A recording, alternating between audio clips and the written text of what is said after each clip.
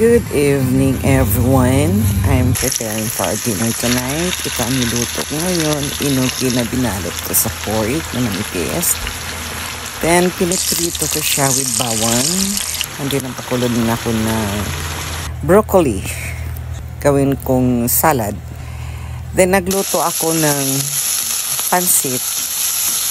And then tagprito din ako ng breast chicken. And then, yun ang ginagawa ko ngayon for our dinner.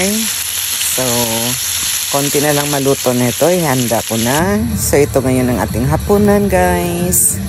May sashimi din tayo. Thank you for watching. See you in my next video.